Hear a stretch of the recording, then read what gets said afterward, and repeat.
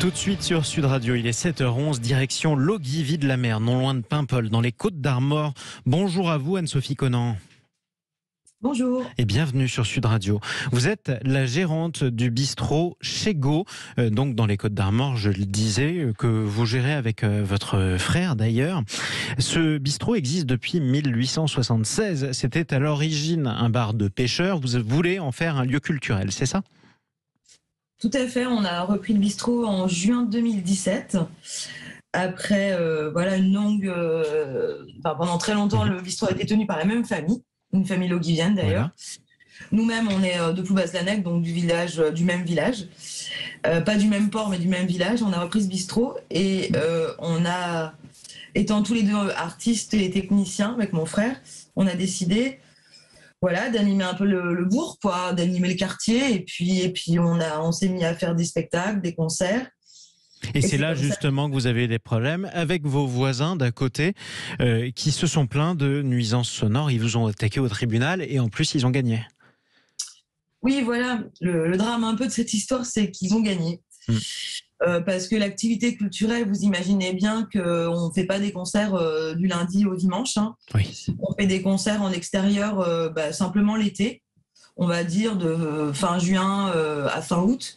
Parce que le temps en Bretagne ne permet pas toujours de faire des concerts en extérieur très très longtemps.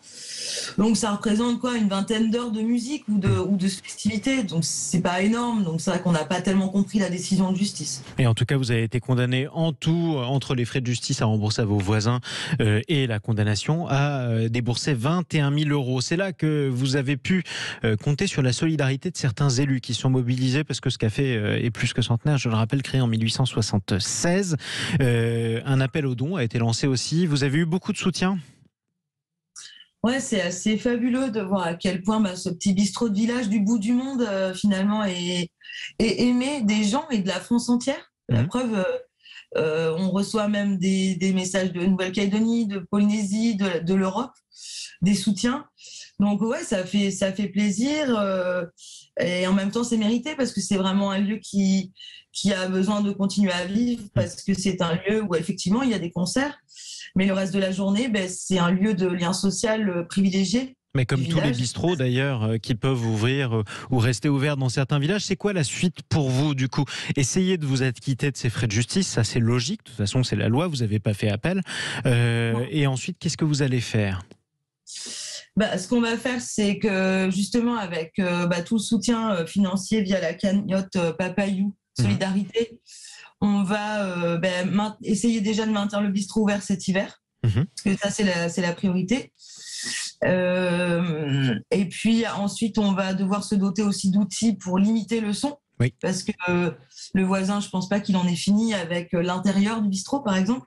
Mais en tout cas, s'il a gagné en justice, d'ailleurs, c'est qu'effectivement, la justice, en tout cas, il était fondé à vous demander d'investir davantage dans du matériel. Mais effectivement, en tout cas, vous allez continuer votre activité, coûte que coûte. Et votre histoire, c'est pour ça qu'on voulait vous donner la parole aujourd'hui, chère Anne-Sophie Conan. C'est que c'est un peu celle de beaucoup de ces cafés qui sont parfois les derniers commerces de certaines villes et qui parfois aussi font trop de bruit aux yeux des voisins et donc du coup il faut arriver à trouver un équilibre entre la tranquillité du voisinage et en même temps la vie du village. On vous souhaite bonne chance.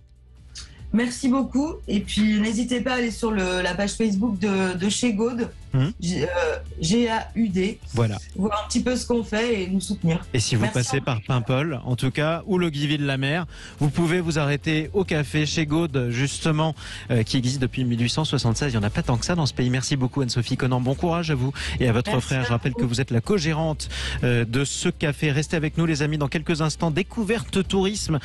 Stéphane Zeremeta vous fait redécouvrir la Savoie et la Haute-Savoie. À tout de suite.